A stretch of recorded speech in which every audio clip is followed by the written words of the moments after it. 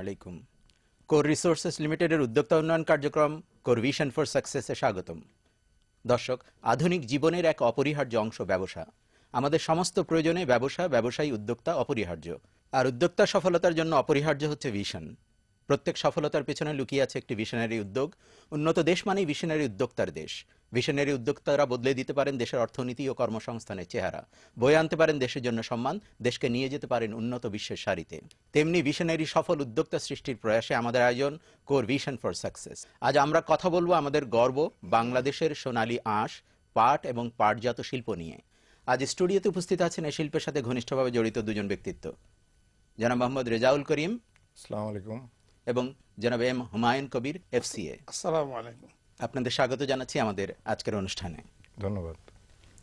জনাব Mohammad Rezaul Karim international jute study গ্রুপের private sector consultative বোর্ডের চেয়ারম্যান এবং জনাব এম হুমায়ুন কবির, FCA, বেক্সিমকো গ্রুপের প্রতিষ্ঠান নিউ ঢাকা ইন্ডাস্ট্রিজ লিমিটেডের CEO। দর্শক, শুরুতেই চলুন পাট শিল্পের ইতিহাস সম্পর্কে কিছু জেনে নেই।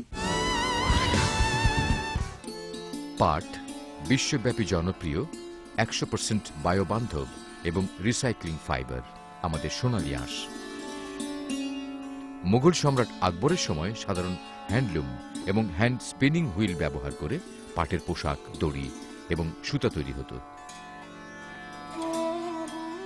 পাট শিল্প ভারত উপমহাদেশের সবচেয়ে পুরাতন শিল্পের একটি। ব্রিটিশ ইস্ট ইন্ডিয়া কোম্পানি 1793 সালে ভারতে প্রথম কাঁচা পাটের ব্যবসা শুরু করে এবং 100 টন পাটের প্রথম চালান ইংল্যান্ডে রপ্তানি করে। ইংল্যান্ডের ডান্ডি জুট মিলের ভূমি মালিক মার্গারেট ডোনেলি প্রথম ইন্ডিয়াতে জুট মিল স্থাপন করেন। 1869 সাল পর্যন্ত ভারতে 950 লুমের মাত্র 5টি মিল ছিল। 1900 শতকের শেষের দিকে France, America, Germany, Belgium, Italy, Austria এবং রাশিয়া পাট উৎপাদনকারী দেশে পরিণত হয়। 1947 সাল পর্যন্ত বাংলাদেশ তথা পূর্ব পাকিস্তানে কোনো জুট মিল ছিল না। স্বাধীনতার পর ব্যক্তি মালিকানাধীন সব শিল্পগুলো জাতীয়করণ করে BJMCর আওতায় আনা হয় এবং এর মাধ্যমে পাট শিল্প বাংলাদেশে তার যাত্রা শুরু করে। পাট বা সোনালী আঁশ হচ্ছে সবচেয়ে শক্তিশালী প্রাকৃতিক ফাইবার। পাট অন্য যে কোনো তন্তু, এমনকি উলের সাথেও ব্লেন্ড করা যায়। 4 ধরনের পাটের দ্রব্য তৈরি হয়: হেসিয়ান বা বার্লেপ, সেকিং, ক্যানভাস, জুট ইয়ার্ন বা টোয়াইন। এর মধ্যে ক্যানভাস হচ্ছে সবচেয়ে উৎকৃষ্ট দ্রব্য। পাট প্যাকিং, টেক্সটাইল ও নন টেক্সটাইল, নির্মাণ শিল্প, এমনকি অটোমোবাইল শিল্পে ইন্টেরিয়র শিল্পের কাঁচামাল হিসেবেও ব্যবহার হচ্ছে। ভারত পাটজাত দ্রব্যের সবচেয়ে বড় উৎপাদনকারী দেশ। অন্যান্য উল্লেখযোগ্য দেশ হচ্ছে Bangladesh, China, Thailand, Myanmar, Brazil, Uzbekistan, Nepal, Vietnam. তবে বাংলাদেশের কাঁচা পাট সর্বোৎকৃষ্ট এবং সর্ববৃহৎ রপ্তানিকারক দেশ।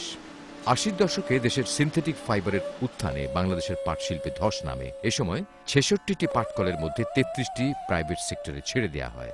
প্রাইভেট সেক্টরে দেওয়া বেশিরভাগ পাটকল বন্ধ হয়ে যায়।